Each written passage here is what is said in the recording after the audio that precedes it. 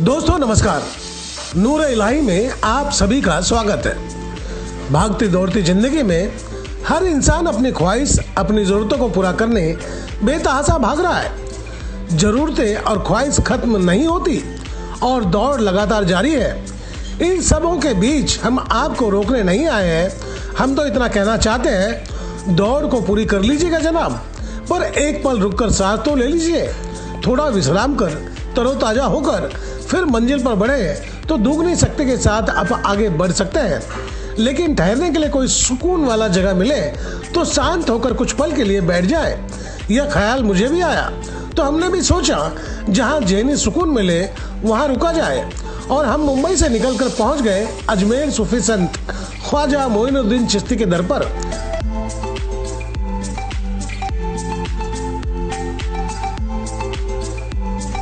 जब हम ख्वाजा के दर पर पहुंचे तब हमें जो नज़ारा देखने को मिला, जैसे इंसान की बाढ़ आ गई हो। लोग लहर की तरह दरगाह के भीतर घुस रहे थे। हम भी इस लहर के साथ बहते हुए ख्वाजा के दर पर पहुंच गए। यहाँ हमने देखा कि लोग ख्वाजा के मजार पर फूलों की चादर चढ़ा रहे हैं। श्रद्धा सुमन चढ़ाने का यह नज़ारा कुछ पल के लिए हमें दूसरी दुनिया में ले गई, जिसका वर्णन मैं कर रहा हूँ, लेकिन उसका एहसास आपको वहीं पहुंचकर प्राप्त कर सकते हैं, बशर्ते आपकी ख्वाहिश हो। आपको बता दें कि 2014 के बाद भारत में हिंदू मुसलमान की राजनीति में तेजी आ गई। जिसको देखो हिंदू धर्म का झंडा उठाए नाच रहा है। हम यह नहीं कहते कि आप ऐसा क्यों कर रहे हैं। हम तो बस इतना कहना चाहते हैं, यह भारत है जिसमें विभिन्न धर्म संप्रदाय के नागरिक रहते हैं। यह सभी परमात्मा की प्रार्थना अपने हिसाब से करते हैं। हम कौन होते हैं उनके प्रार्थना का तरीका गलत बताने वाले। आत्मा परमात्मा का जहाँ संबंध हो, उसमें कोई तीसरा यह बताने लगे कि यह तरीका ठीक नहीं, तो क्या यह सही है? पर अब लोग ऐसा करने लगे हैं। अब जहर का बीज धर्म की खेती में बोए जा रहे हैं, और मुझे लगता है इस पर रोक लगनी चाहिए। ख्वाजा के दर पर हिंदू, मुस्लिम, सिख, ईसाई सभी पहुंचते हैं। बाबा के मजार पर पहुंचकर श्रद्धा सुमन चढ़ाते हैं। उन्हें कोई जाने से नहीं रोकता, मगर धर्म के ठेकेदारों की रोजी रोटी शायद इन्हीं से चलती है। जबकि आप देखे होंगे, सुने होंगे कि भारत के प्रधानमंत्री की तरफ से बाबा के मजार पर चादर चढ़ाई गई। वहीं साहब के परम मित्र अडानी जी भी खुद बाबा के चौखट पर सर झुकाने पहुंचे थे। उन्होंने भी चादर चढ़ाए। पर धर्म के ठेकेदार अपनी प्रसिद्धि के लिए कुछ न कुछ करते रहते हैं। शायद उन्हें लगता है यही एक ऐसी सीढ़ी है जिस पर चढ़कर वह जल्दी बुलंदियों पर पहुंच जाएंगे। पर मुझे लगता है कि बाबा की थोड़ी वक्र दृष्टि उन पर पड़ जाए तो वह कहाँ पहुंचेंगे यह पता नहीं। खैर, यह सब इस दुनिया में चलता रहेगा, क्योंकि जहाँ गुड़ होते हैं वहीं चींटियां भी पहुंचती हैं। अच्छा है तो बुरा भी कैसे नहीं हो सकता। दिन है तो रात होना ही है। हम बातों ही बात में आपको कहाँ उलझा दिए। चलिए हम आपको बाबा के मजार के करीब लिए चलते हैं, जिसमें सैकड़ों लोग एक साथ बैठकर ख्वाजा गरीब नवाज के मजार के पास प्रार्थना कर रहे हैं। सबों की अपनी अपनी फरियाद है जो बाबा से गुहार लगा रहे हैं। इन्हीं के बीच बाबा के सामने एक कव्वाल कव्वाली गाते नजर आए। हम भी कुछ पल के लिए कव्वाली की धुन में खो गए। सुने कव्वाली किस तरह की थी। चलता है मेरा ख्वाजा मुझे देता है काम चलता है, मेरा ख्वाजा मुझे देता है काम चलता है, मेरा ख्वाजा मुझे देता है काम चलता है, इनके टुकड़ों पे मेरा खानदान पलता है।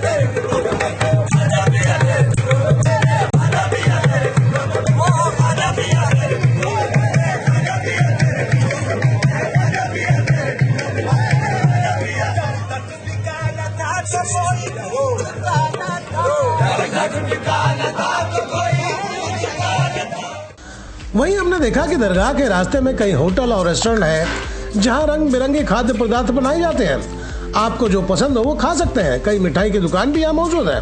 और सबसे बड़ी बात यह है कि आपकी नज़र जहाँ तक जाएगी, ख्वाजा के चाहने वालों की कतार नजर आएगी। रात हो या दिन, लोग चलते चले जा रहे हैं, मानो वह सभी अनंत का हिस्सा बनना चाहते हो। बाबा के मजार पर हमने पंजाब से आए श्रद्धालुओं से बात की है। सुने। सबसे पहले आपका नाम जानना चाहेंगे। मेरा नाम अजय कुमार है जी। अजीत कुमार, अजय कुमार। अजय जी, ये बताएं आप कहाँ से आए हैं। मैं पंजाब मोरिंडा से आया हूँ। पंजाब से आए हैं। जिस तरह का नाम है, जाहिर सी बात है, ये तो पता चल जाता है कि आप हिंदू हो, राइट? हिंदू हैं। हमारे देश में देखा यह जा रहा है कि आज के तारीख में बांटो और राज करो की राजनीति चल रही, हिंदू मुसलमान का जो अपने सगुफा नेता छोड़ रहे हैं। आपको लगता है कि ये जो सगुफा छोड़ रहे हैं ये बांटो और राज करो की नीति है उनकी, लोगों को लड़ाकर अपना उल्लू सीधा करना चाहते हैं वो? ये तो सब सरकारों का यही काम है जी, जो सरकारें हैं यही काम करती है। अच्छा, क्या नहीं, जो है उल्लू सीधा करना उनका काम है। तो उनकी बातों का असर आपके जहन पे जरा भी नहीं पड़ा? बिल्कुल नहीं, ये हमारे जहन में कोई बिल्कुल नहीं। क्या कहना चाहिए हमारे समाज के लिए आप? हमारे समाज के लिए यही हिंदू सिख मुस्लिम ईसाई सब इकट्ठे हैं, सब एक हैं जी, कोई ऐसी बात नहीं है। हमारे मन में जहन में होता तो हम यहाँ आए थे क्यों जी, हम आए हैं दरगाह के ऊपर माथा टेकने के लिए। जी बहुत बहुत शुक्रिया, बहुत बहुत शुक्रिया। वहीं दरगाह के खादिम से हमने बात की है जिन्होंने हमें बाबा के मजार तक पहुंचाए और कुछ पल रुकने का अवसर प्रदान किए। सुने उनका क्या कहना था। दोस्तों नमस्कार, नूर इलाही में आप सबों का स्वागत है। इससे पहले भी कई दरगाहों पर मैं जाकर आ चुका हूँ और वहाँ की क्या क्या खासियत है मैंने बताई है, लेकिन अब जो मैं आपको बताने जा रहा हूँ, आपने देखा होगा हमारे देश के राजनेता ये कह रहे थे कि ख्वाजा गरीब नवाज के दरगाह की खुदाई कर दो, वहाँ भी कुछ मिलेगा। लेकिन इत्तेफाक की बात यह है कि बाबा के विषय में जिन जिन लोगों ने गुस्ताखियां की थी वो खुद आए और यहाँ पर चद्दर चढ़ाए और सजदा करके वापस लौट गए। हमारे साथ ख्वाजा गरीब नवाज के दरगाह के खास और प्रिय जो है मुकादिम है और इनसे हम चर्चा करेंगे कि जिस तरह से नेताओं ने ख्वाजा गरीब नवाज के सामने गुस्ताखी की थी, उन्होंने उलझुल बातें की थी, उन्होंने कहा था कि ख्वाजा गरीब नवाज के दरगाह की भी खुदाई कर दो। तो सर यही सवाल आपसे करना चाहेंगे। सबसे पहले आपका नाम जानना चाहेंगे। सैयद फजल अख्तर। सैयद जी बताएं कि जिस तरह से नेताओं ने कहा था कि ख्वाजा गरीब नवाज के दरगाह की भी खुदाई कर दो, वहाँ कुछ मिलेगा, आप क्या कहना चाहेंगे उन नेताओं के विषय में? नेताओं के बारे में तो हम क्या कहें, जिन जिन लोगों ने यहाँ गुस्ताखी करी है, जिन जिन लोगों ने यहाँ बोला वो तो खुद यहाँ पर आके चद्दर चढ़ा के और सर बाता टिका के चले गए जी। अब उनके बारे में हम क्या बोले, कुछ बचता नहीं है बोलने के लिए। कुछ नहीं बचता बोलने। खुद लोग यहाँ पर हाजिरी देके गए दरबार में जी। जिन लोगों ने बेदबी की, अदब बेदबी करी है। तो क्या लगता है वो डर गए थे? उनको लग रहा था कि ख्वाजा नाराज हो जाएगा, कुछ नुकसान होगा उनका? सरकार ने चमत्कार दिखाया होगा कुछ न कुछ। अच्छा, जब आके यहाँ पर वो दरबार में चद्दर पेश करके गए, सब झुका के। जी बहुत बहुत शुक्रिया। तो अभी आपने देखा कि जिस तरह से यहाँ के खादिम ने कहा है कि जो नेता बाबा के सामने उलझुल और बातें कर रहे थे वो खुद पहुंचे और सजदा करके लौट गए। हालांकि मैं आपको बता दूं कि हिंदुस्तान की राजनीति में इंदिरा गांधी से लेके जितने भी तमाम बड़े बड़े प्रधानमंत्री हुए उन्होंने यहाँ पर चद्दर भेंट की, और लेकिन जो छुपैया नेता हैं ये इस तरह के फिजूल की बातें करते रहते हैं। चलिए अच्छी बात है, ऊपर वाला उन्हें सद्बुद्धि दे। आगे इसी तरह हम आपको बताते रहेंगे कि ख्वाजा गरीब नवाज के दरगाह में और क्या खासियत है और क्या चल रहा है। वहीं हम दरगाह से निकलकर उस होटल तक जा रहे थे कि राह में ही कुछ लोग नाचते गाते ख्वाजा के दर पर जा रहे थे, जिसमें सबसे बड़ी चादर देखने को मिली। देखे कितना बड़ा चादर है जिन्हें बाबा के मजार पर चढ़ाया जाना था। पहले ये नजारा देखे।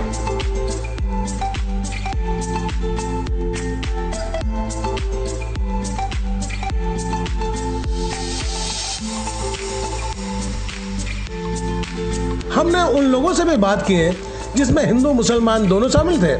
सुने उनका क्या कहना था।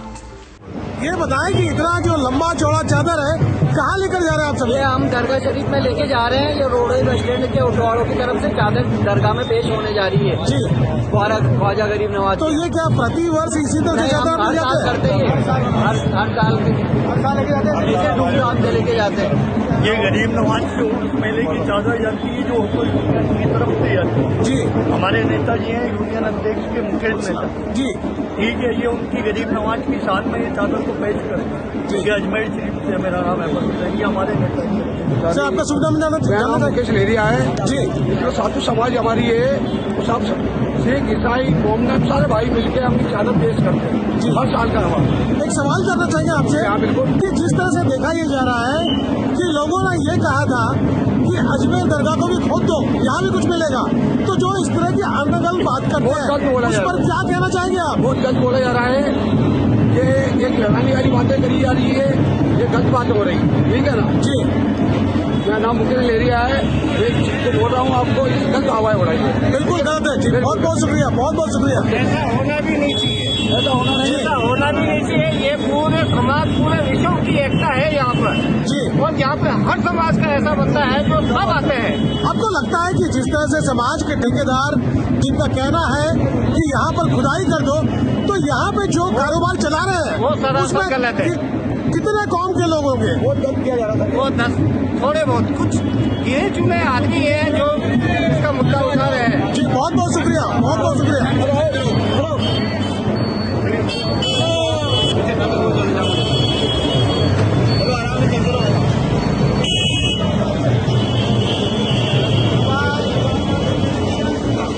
फिलहाल हम तो इतना ही कहना चाहेंगे कि लोगों के जहर बुझे बातों में ना उलझकर परमात्मा से सीधे संपर्क करना हो तो अपने आत्मा की आवाज सुने, क्योंकि आत्मा ही परमात्मा से मिलने का द्वार खोलता है। और मेरा मानना है इन दोनों के बीच कोई तीसरा नहीं आ सकता, क्योंकि भवसागर का यात्रा आपको अकेले ही तय करना होता है। इसमें आप ही अपने नाव के खेवैया होते हैं। पतवार कोई दूसरा लेकर आपका नाव चलाकर भवसागर पार नहीं करवा सकता। तो दोस्तों, नूर इलाही में आज इतना ही।